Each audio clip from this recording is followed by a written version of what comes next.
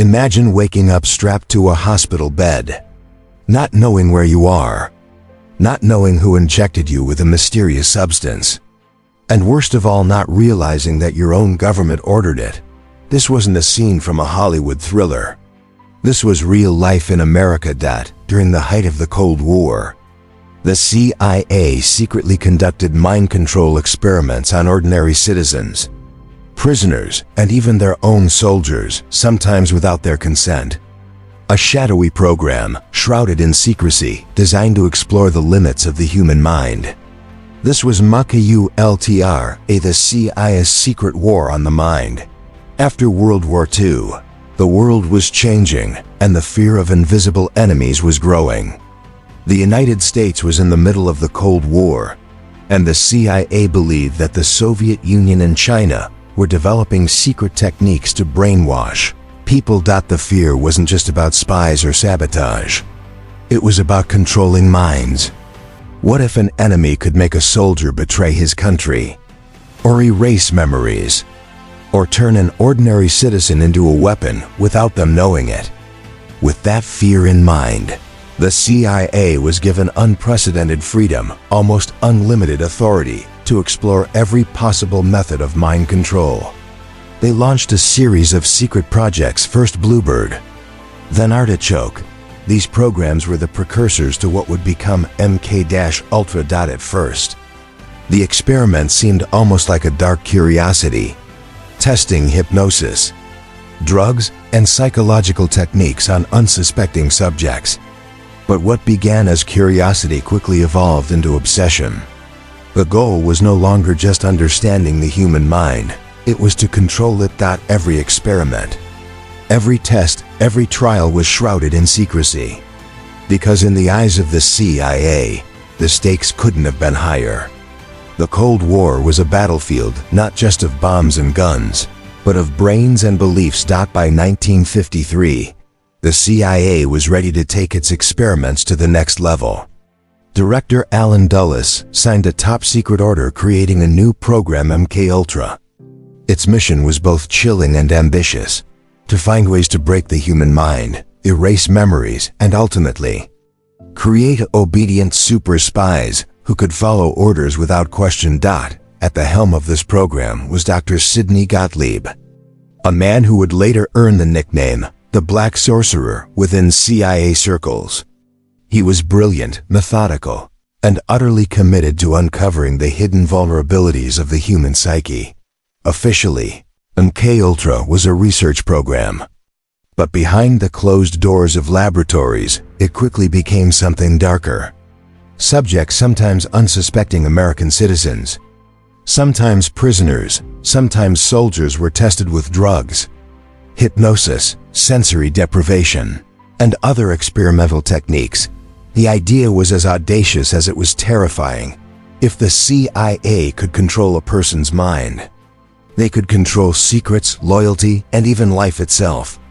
It wasn't just espionage. It was psychological warfare inside the minds of their own people. And so began MK-Ultra, a secret program that would push the boundaries of ethics, morality, and the very notion of free will. To break the human mind, the CIA turned to a tool that seemed almost science fictional: LSD.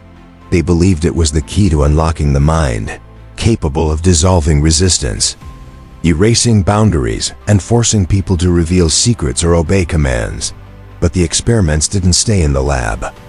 They extended into the streets, bars, and even offices. Agents secretly dosed co-workers, friends, and unsuspecting citizens. The idea was to observe reactions, test limits, and study the effects, all without consent. One of the most infamous parts of the program was Operation Midnight Climax. The CIA set up secret brothels in San Francisco and New York. Women were hired to lure men into these locations. Once inside, the men were secretly given LSD while the CIA observed them through one-way mirrors. The goal was both sinister and simple. Could a person be broken down, controlled, or manipulated into revealing hidden truths? Could a single drug strip away willpower and turn someone into a puppet? These weren't hypothetical tests. They were real people, real reactions, and real consequences.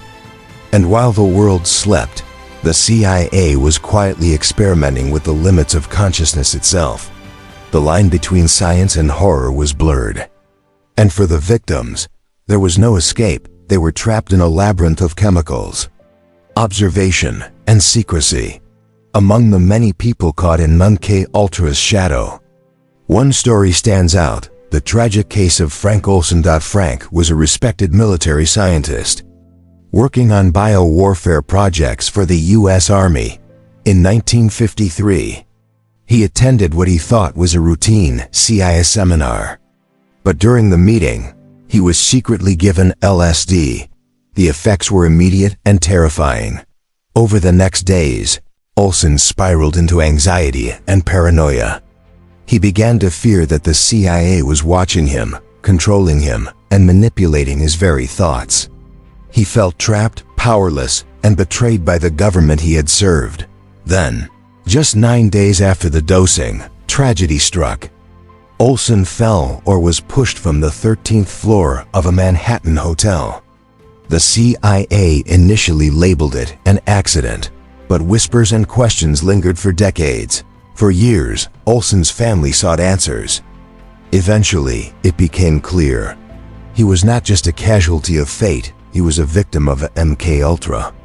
His death symbolized the dark, unseen reach of the program and the real human cost of these secret experiments. Frank Olson's story is a chilling reminder. MKUltra wasn't just theoretical. It was happening in real life with real victims, under the cloak of government secrecy. While LSD and street-level experiments grabbed attention, MKUltra also pushed the limits of science in hospitals and clinics. One of the darkest chapters unfolded thousands of miles away in Montreal, Canada. At the Allen Memorial Institute, Dr. Donald Ewan Cameron, a psychiatrist, was recruited by the CIA to conduct experiments under the guise of medical treatment. But his methods were far from therapeutic. They were designed to wipe the mind clean. Cameron's techniques included something he called psychic driving. Patients were put into drug-induced comas for weeks, then subjected to endless loops of recorded messages. In some cases, patients endured electroconvulsive therapy at 30 to 40 times the normal intensity. Most of the patients didn't even know they were part of a CIA experiment. When they left the hospital, many had lost the ability to speak, remember, or perform basic daily functions. Some had to relearn how to walk, talk, or eat. Their identities had been stripped away, all in the name of science, or more accurately, in the name of government secrecy. These weren't isolated cases. They were part of a systematic attempt to understand and ultimately control the human mind. Montreal became a laboratory for testing the limits of consciousness, memory, and personality. The moral cost was staggering. MKUltra was no longer just about spies or national security. It was about power over the mind itself, and it left permanent scars on its victims. By the early 1970s, the shadows around MKUltra began to close in. The Watergate scandal had exposed the darker corners of government, and the CIA feared that their secret mind control program might come to light. In 1973, a chilling order came from the highest levels: destroy all MKUltra files. Fire, shredders, and incinerators were used to erase the evidence of 2 decades of experiments. Hundreds of thousands of documents vanished in an instant, leaving almost no trace of what had been done, to whom, or why. Yet, some records survived, about 20,000 documents that were accidentally stored elsewhere. These became the critical clues for later investigators. They revealed the scope of MKUltra experiments on Americans without consent, secret cooperation with hospitals, prisons, and universities, and the use of LSD, electroshock, hypnosis, and sensory deprivation. The destruction of evidence wasn't just bureaucratic caution, it was a deliberate attempt to erase the truth from history. For decades, families, victims, And even members of Congress struggled to piece together what had happened. MK-Ultra didn't just end because the CIA stopped it. It ended because the world nearly never knew it existed. And even today, its shadow lingers, a reminder of the dangers when secrecy, fear, and power converged. In 1975, the truth about MK-Ultra finally began to surface. The Church Committee, a special U.S. Senate investigation, held public hearings to expose CIA misconduct. For the first time, Americans learned that their own government had secretly tested LSD and other mind-altering techniques on unsuspecting citizens. The revelations were shocking.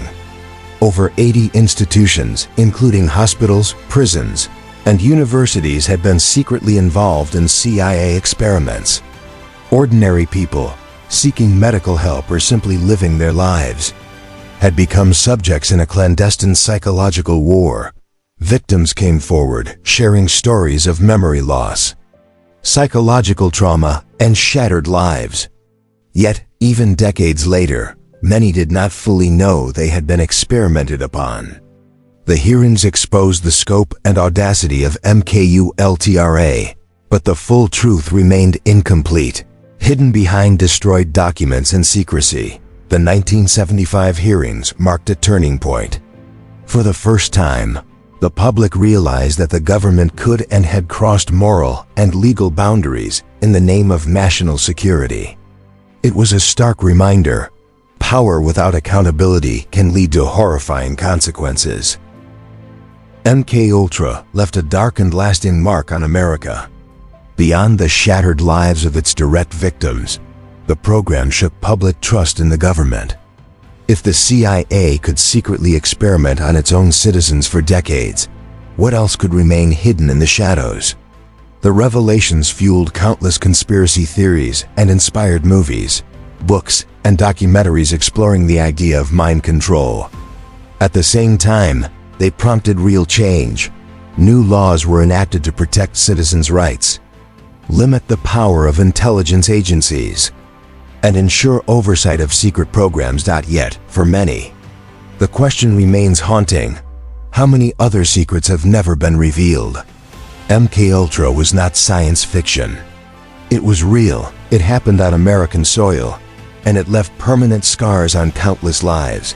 The program raises a chilling question: if a program like this could operate in secret for more than 20 years, what else might still be hidden right under our noses? The story of MK-Ultra is a stark reminder that power, secrecy, and fear can lead to unimaginable consequences. And while the program itself has ended, its legacy continues to warn us about the fragile line between national security and human rights.